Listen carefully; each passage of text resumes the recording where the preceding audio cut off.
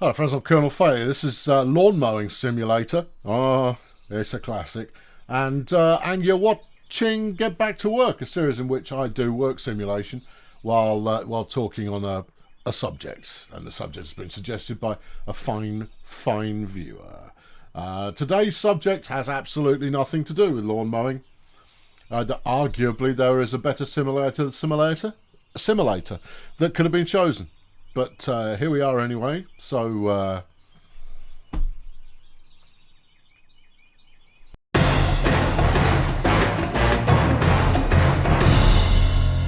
the first stage of any successful clearance is to check the ground for rubbish, and we'll get on with doing that.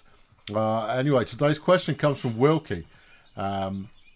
And I think I could probably answer it. I'm going to answer it in approximately a sentence. So brace yourselves. Right. Wilkie says, I'd like to know your favourite locomotives, and if you enjoy preserved steam railways in the UK. I have therefore chosen something utterly unrelated to that. Right, so in answer to the question, do I have any favourite locomotives? No. Do I care about preserved railways in the UK? No. Thanks for watching. I've been Colonel Failure.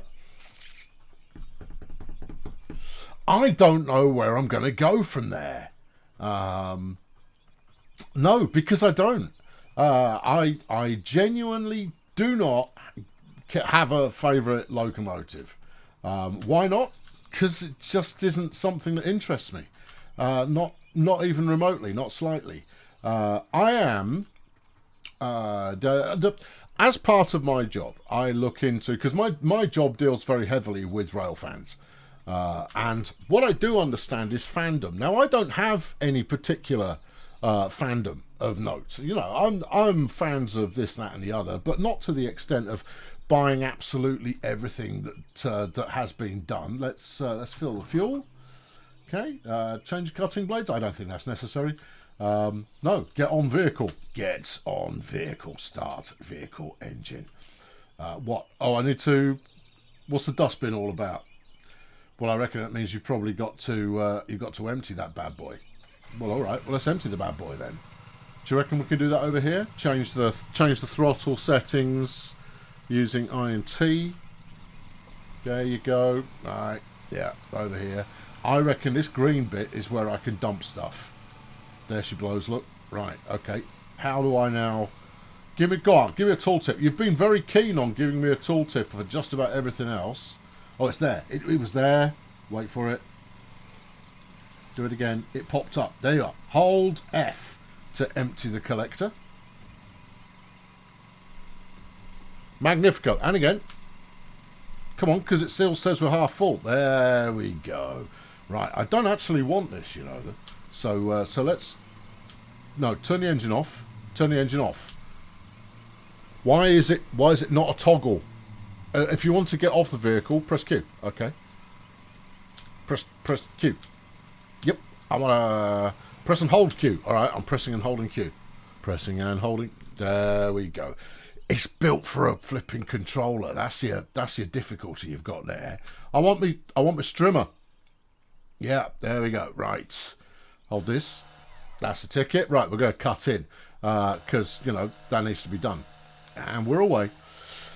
Okay, so so part of my job, or a significant portion of my job, is understanding rail fans and what's important to them, and actually that's dead easy.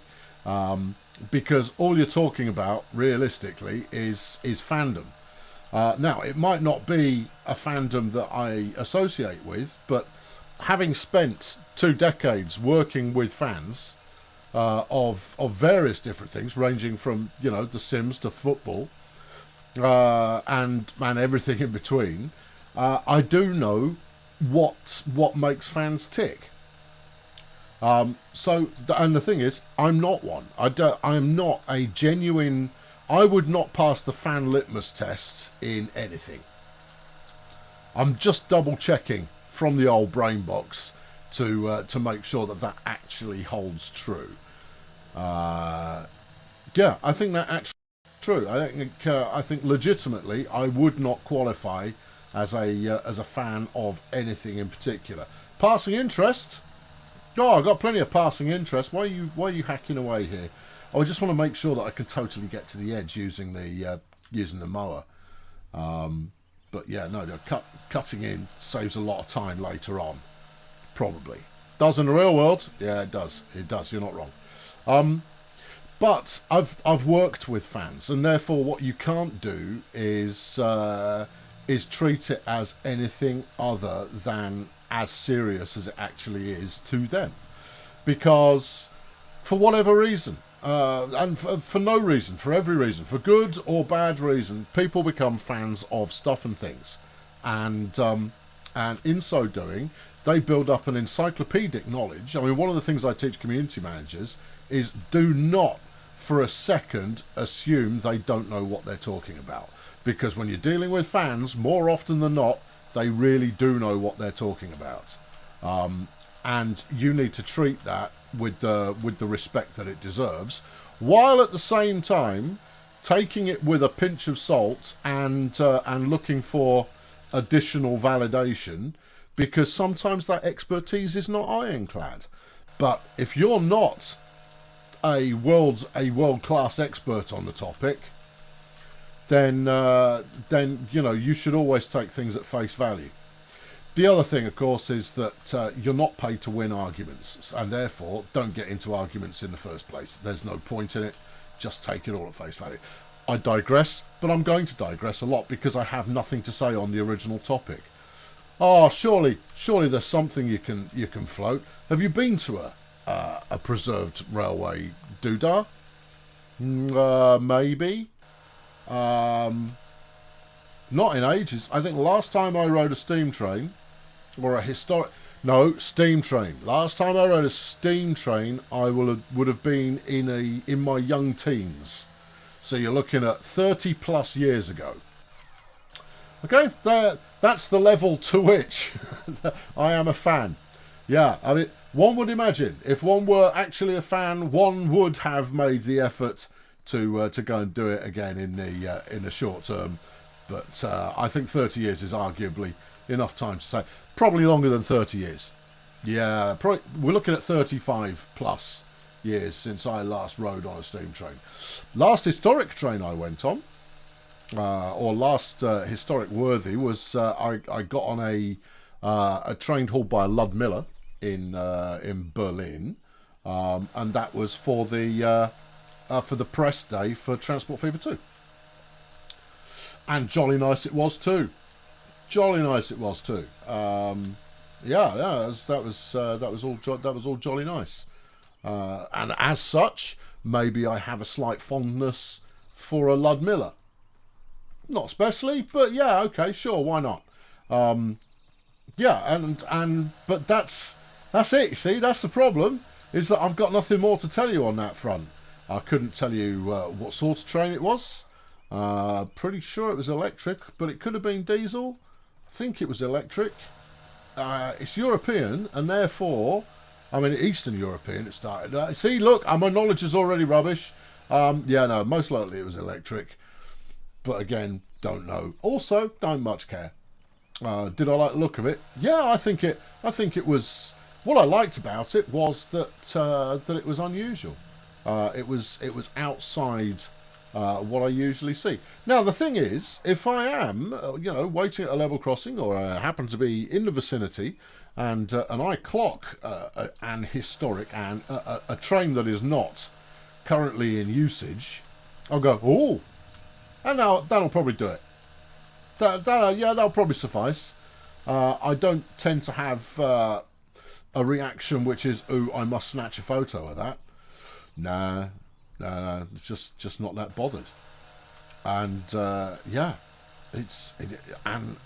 but why not? Well, you could very much say, well, why aren't you a fan of One Direction? Just because I'm not. Or anime. Again, just not a fan. I mean, I like a bit of anime. I couldn't tell if I like a bit of One Direction. I'd be hard pressed to name one of their tunes. But no, not even in the same ballpark as a fan. And it's because, well, I mean, I've got eclectic interests. I like a bit of everything. Yeah. Okay, that's come out all right. Now, I've done the trees. Yeah. You've done the edge. You've done this water basin. Have you done all 6 trees? There's a bench over there. We might as well do that. No bin, though. Yeah, I know. They've really put in very minimal effort on this. Yeah, and then we've got a 6 centimetre, the rest of it. Don't you think these bald patches that you're creating are going to maybe leave people wanting? Well, I don't care if they do. As long as they pay me, I don't really care all that much. I could do, at this stage, I'm tempted to just do the entire lawn with my strimmer, but it's going to be dreadfully uneven by the time I finish. And that will do my rep as a garden organiser. No good at all. Right, 1, 2, yeah, 3, I'm checking. 4, yeah, I don't have to get it back out again, see. 5, yeah, and 6. Good. Right, let's get on the big dog and ride it around like a cowboy.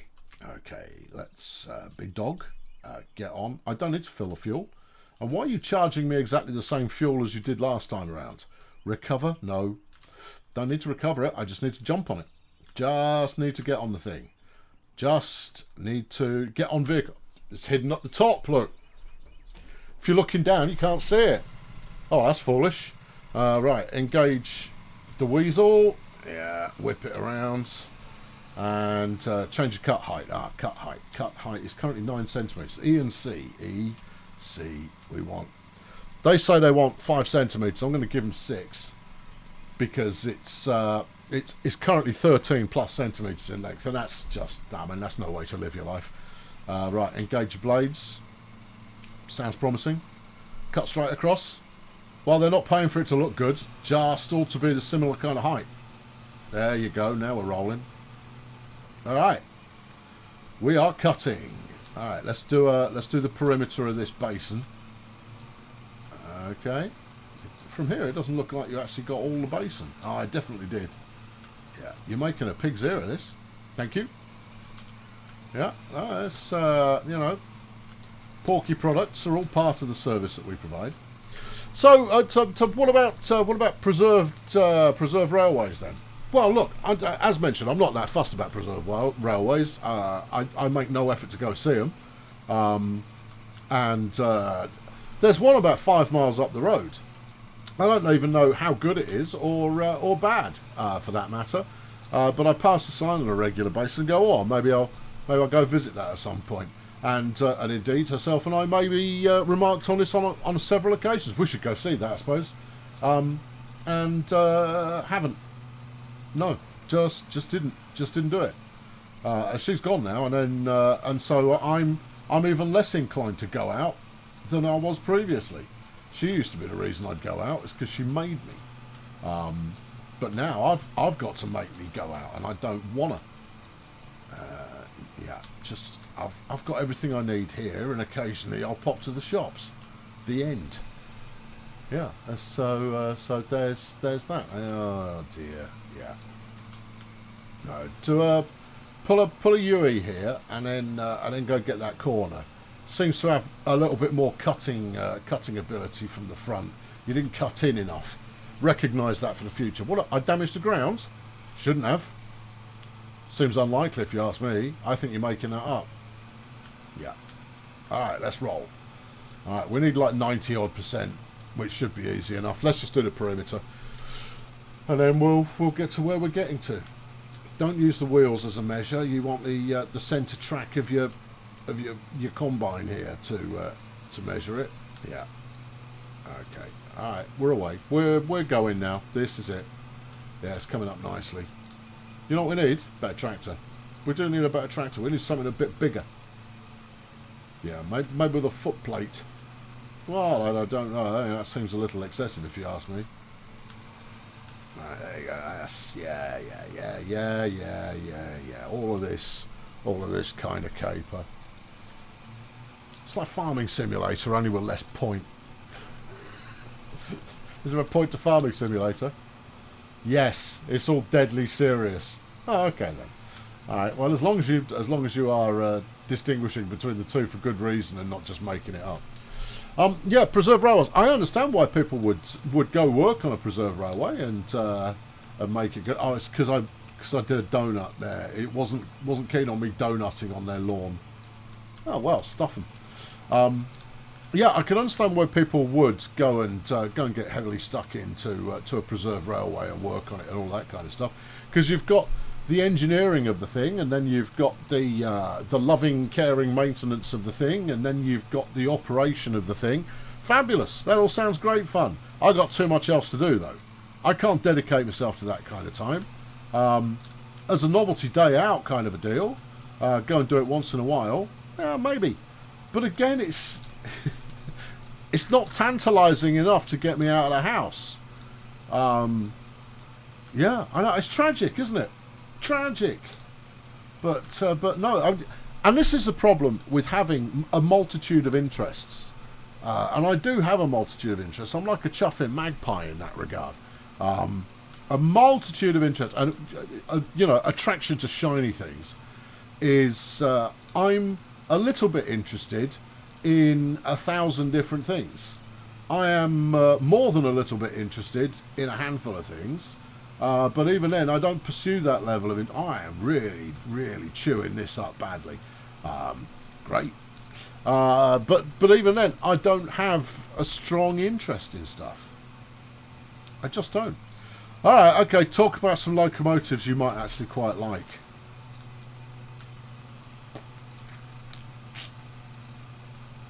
No, don't have any.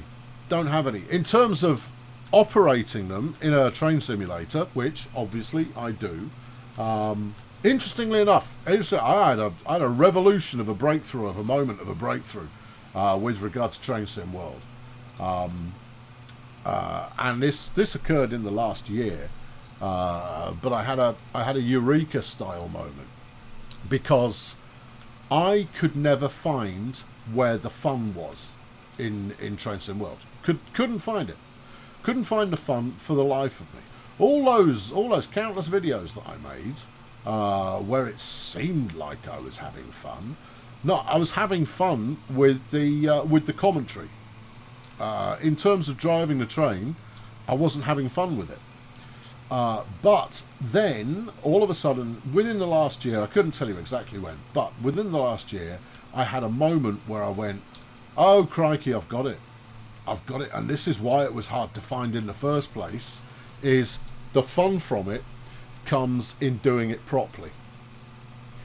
The fun comes from braking nice and gently, getting it into the right place, not exceeding the speed limit, in actually delivering a proper service with it. Now that's if you're doing passengers, and my preference is towards doing passengers. In terms of doing freight, the fun comes from the fact that you're managing a heavy bunch of freight. It took me, as a gamer, it took me 50 hours in the game before I figured that out. Before I stopped having not fun. Right, and by which I mean I wasn't enjoying it. It was more that it was a null experience. I found the experience to be good. You know, it was well done, well put together, and obviously with my lack of critical eye, I couldn't tell you one way or the other whether it was accurate or not. Only whether it felt good, and it felt pretty good.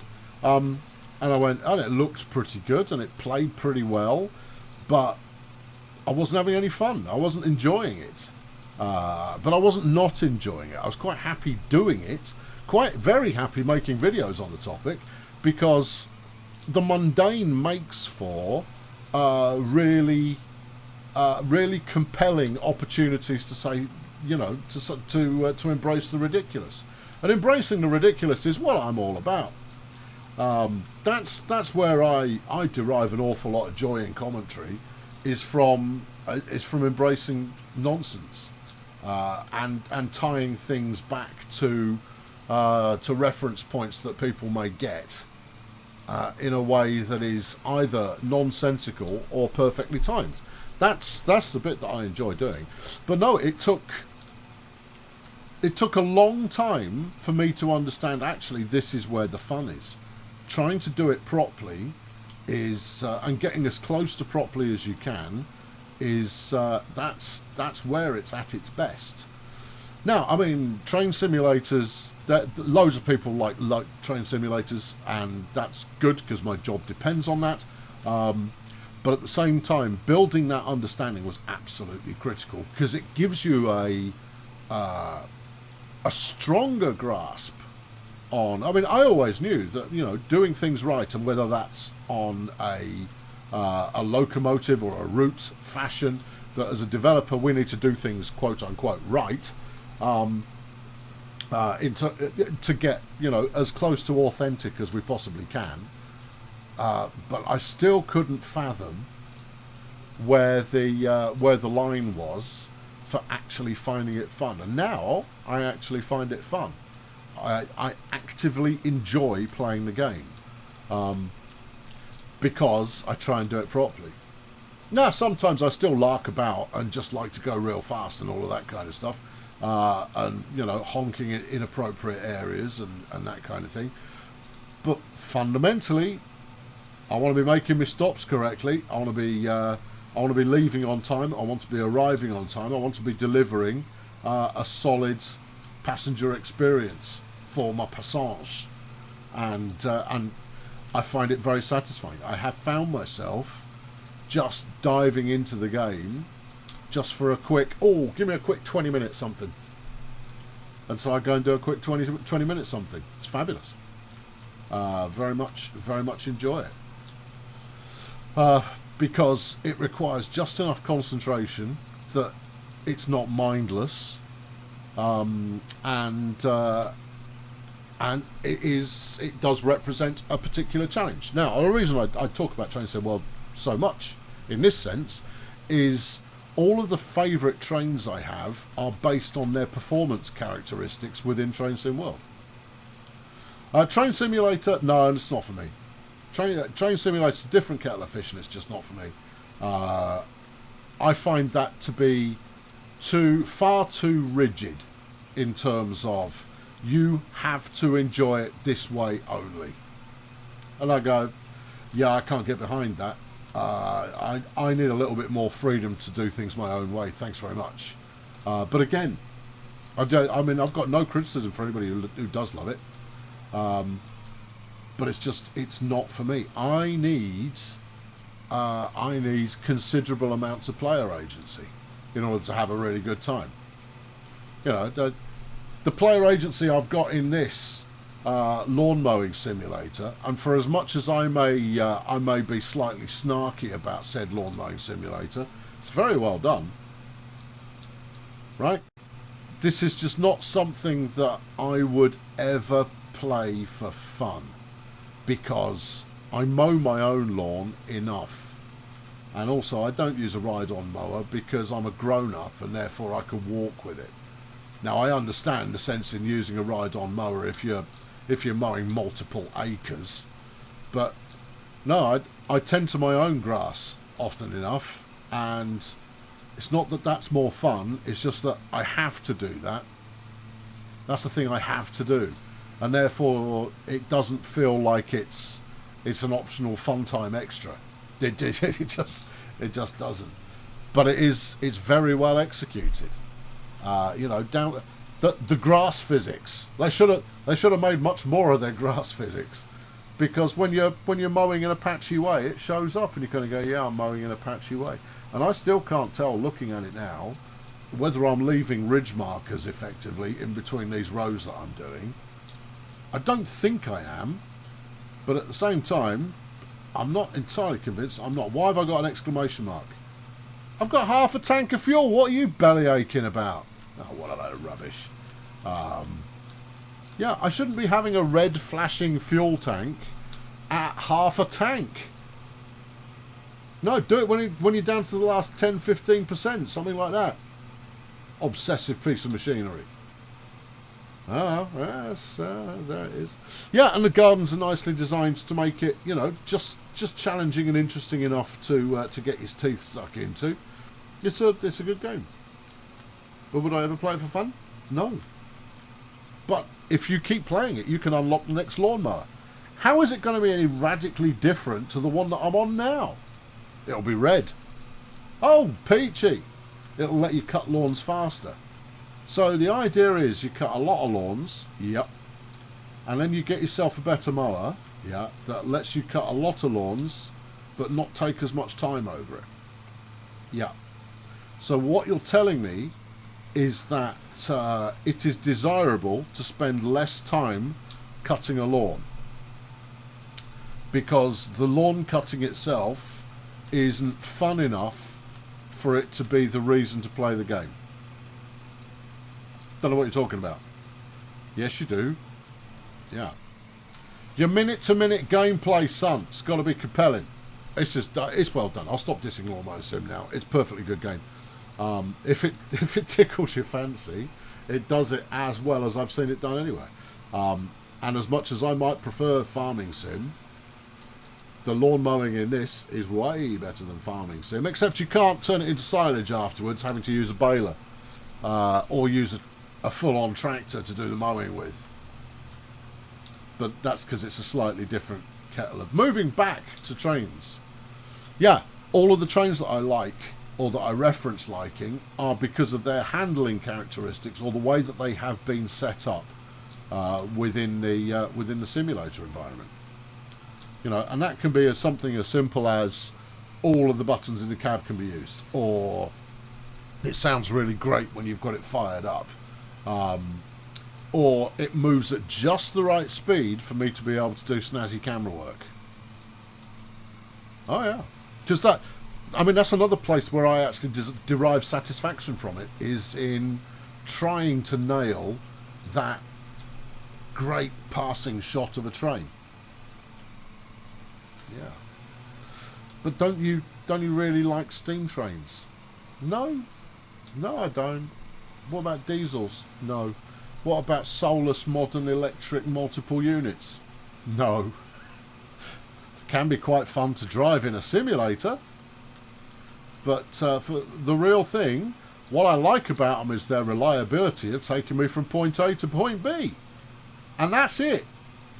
Beyond that, no, couldn't care. In fact, I find most multiple unit electric commuter numbers, I find them to be horrendously ugly to look at. And yet the trains that I like best tend to be the ones that are horrendously ugly to look at.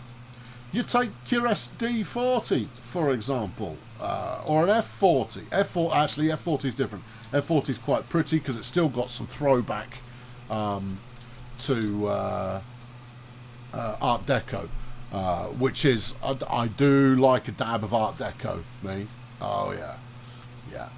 Not so much that I collect it, you understand, or that I'm especially knowledgeable, but I do like the overall aesthetic of Art Deco. Right, we're going out here. I've got to empty my bag. Yeah. Okay. Right, go on. Give me the notification that I can empty my bag. I'll turn the cutting blades off. Yeah. Tell me I can empty the... Have I got a reverse to it? Okay, fine. I will do. It's okay. I'm feeling charitable. Now, let me empty my bag. Empty the bag. Empty container. Hold F. Right. I am holding F. Dude's having a stretch. Bag is empty. Engage the thrusters. Let's get back to work. Okay, right. So there's my cut-in line. See, it's almost in the right location. You got your cut height still set? Yeah. Okay, did you miss that corner? Maybe a little bit. Yeah. So it all comes down to how they play in the game. Take the Class 101 for example. The reason I like the Class 101 because it's got gears, and therefore it's more complicated to drive, and therefore it's more fun. There's more to do. With an awful lot of trains, there ain't an awful lot to do. You tell it to go, and a bit later, you tell it to stop. Ooh. Yeah. And that's why I like commuter lines rather than long-distance express things. Because anything where I can stick it in gear, let it go, and read a book, that's not ticking the box for me. No, I need it to be going like, you've now got 2.5 minutes before the next stop. Make sure you get it right. Or you've got 7 minutes to the next stop, which will allow you to get up to full tilt. And then you're going to want to start slowing down at the right time. And you can go, okay, you have my attention. Yeah. So that's just how I'm wired. Everybody's a little bit different. Even the people that are broadly similar are a little bit different. That's the other thing about fandom, is what's true for one fan may well not be true for another. I think I missed a bit there, but I'm just going by the percentometer at the top. If the percentometer says I'm getting close enough, then by golly, I am getting close enough. Yeah.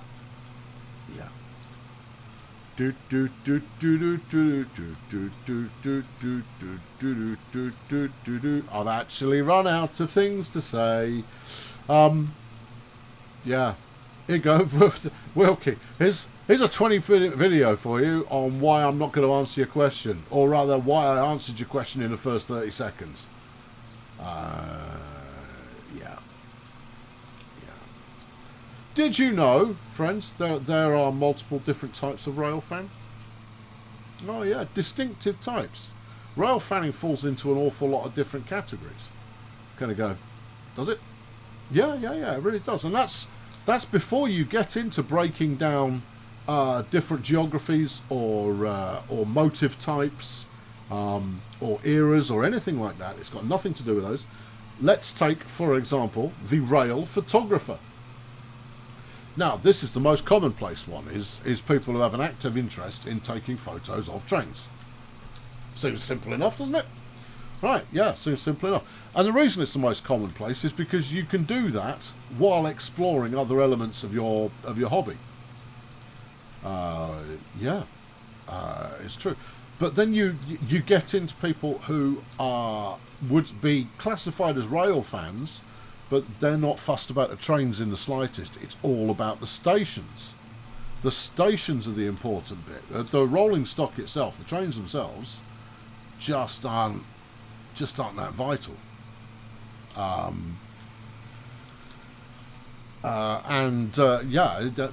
the stations are, and the architecture that goes along with them, and that may well extend out into things like depots and sheds and signal boxes and an associated line side architecture. That's the bit that gets them interesting. That's the bit that gets them all excited. Trains, though, not so much. Then you have the people that are fascinated by the engineering side of things from an electrical or mechanical sense, where they're interested in the signals. Right, so a rail fan is not necessarily a fan of the stuff that moves along the tracks. No. But photography tends to be a grand unifier, because they all tend to be in that. Then you will get collectors, and they tend, and I don't mean collectors of general memorabilia.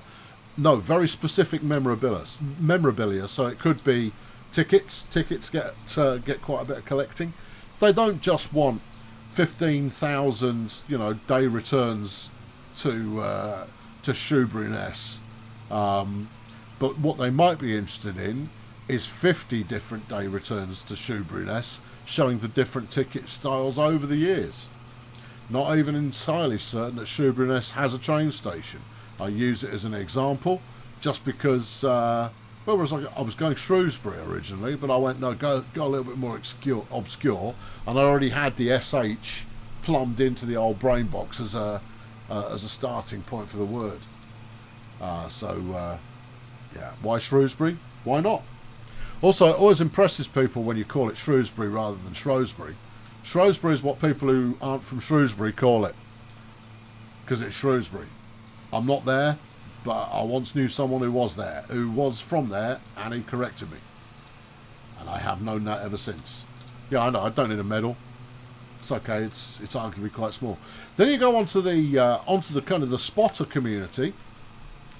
I can understand the spotter community, where you want to you keep a log of having seen every whatever in a particular manufacturing run of whatever. I get that. That makes total sense. You know, it used to be in the UK that train spotter was the shorthand for someone with a totally geeky, borderline obsessive hobby. Right? It was a shorthand. Often anorak would go into that as well. Anorak being a derogatory term for someone who is fixated to the nth degree on one particular topic. And anorak came about because obviously your train spotters would frequently wear anoraks in this country because you'd need to, being stood on the end of a British rail station for umpteen hours on end while you're trying to get hold of things. Now, the big boss at Dovetail, he is a rail fan. But you know, his particular rail fandom, apart from all of it, because it is all of it, stamps. Rail stamps is what he collects. The type you stick on envelopes to put on letters and send around wherever. Yeah, that's his main fixation on in that regard. And you know what? That's cool. I can get behind it. And one thing he taught me, because we had a long conversation about hobbyism at one point, is that you should always be selective. You will be a happier hobbyist if you don't just go for, if the more narrow you make your fixation on a hobby, the more satisfaction you'll get out of it. It's true. It's a true story. If you try and do all of it, you'll end up disappointed because you can't do all of it. It's too big, and it doesn't matter what you're into.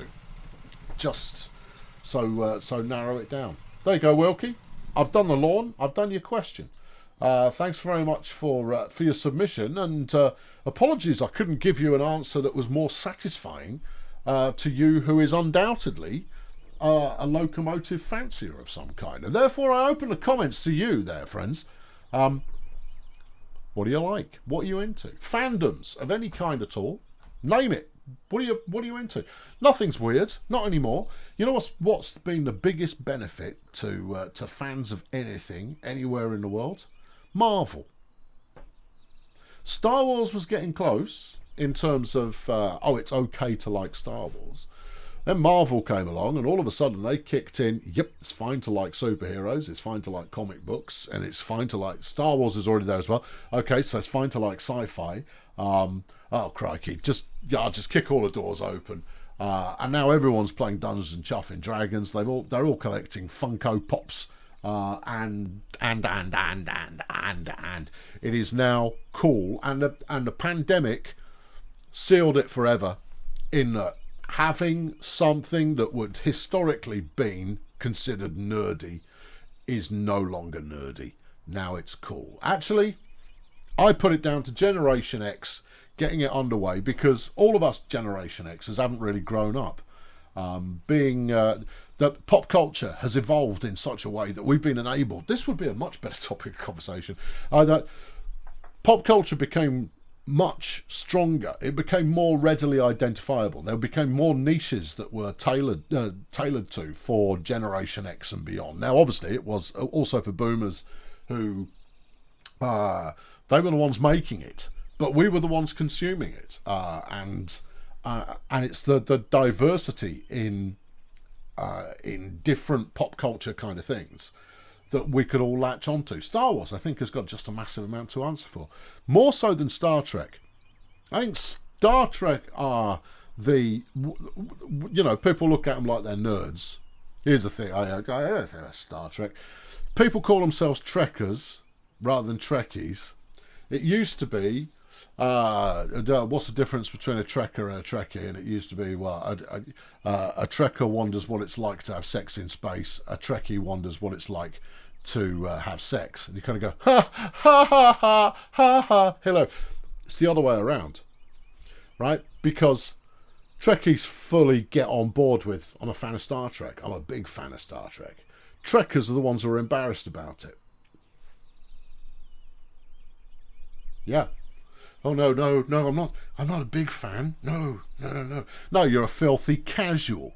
And so you give yourself a filthy casual name instead. Nah, you flaming lightweights. Absolute lightweights. If you're a Trekkie, man up. I'm one. To as much as I'm a fan of everything, I've got a decent amount of knowledge about Star Trek because I've watched a lot of it. And the way that my mind works is, if I've been interested by something at all, I'll absorb bits of it. It'll just go in and sit there, and I'll go like, oh yeah, that's from whatever. Yeah, there you go. No, there's a longer conversation to be had about generations breaking down fandom barriers. So it's the boomers built the environment for fandom acceptance. Gen X did the labour of pushing it from being fringe toward it being mainstream. Millennials came along and went like, ours, all ours, this is all us now, and thank you very much. Millennials normalised it all, and Zoomers, I don't know, but yeah, I've been studying Zoomer humour, and it's really interesting because surrealism is king, and that's fascinating. It's not so bad it's good. No, it's different to that. It's perversely bad. And I don't mean that. I don't mean any kind of there is a deviantish aspect to it, but not in a breaching of the Ten Commandments deviantish. But there is. It's hard to pin down, but surrealism is king for Zoomer humour. It's really interesting stuff because, well, I try and make sure I understand what the heck is going on. And even though sometimes it's very funny, but even though if you've not seen mayonnaise on an escalator, you can search for mayonnaise on an escalator. It's about 20 seconds long. You'll probably like it because it made me laugh.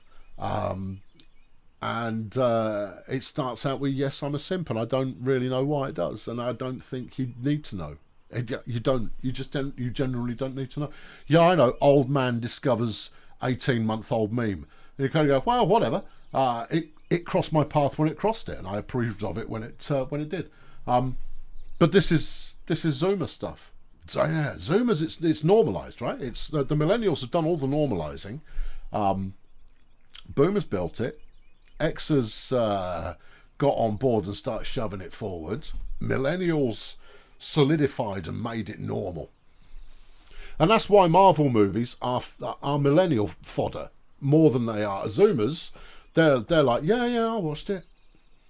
But the whole relationship that we have with all manner of culture has shifted radically, and that shift started midway through young end millennials, and therefore you'll find that old end millennials. So it was shifted from kind of the end of X into a little bit way through millennial, and the way that we deal with culture has completely changed now because of the abundance of it. Just the nature of abundance, and I file trains and the fandom thereof. I file that under culture, yeah, because it's all culture, all of it, everything, all of it. Oh, I'm going to go, because I've finished.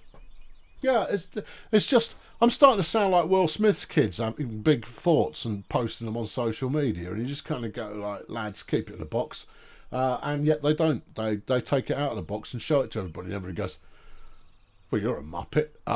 Anyway, I've been Colonel Failure. Thanks for the submission, Wilkie. I did answer the question, but I then had to fill for 35 minutes plus. So I have done.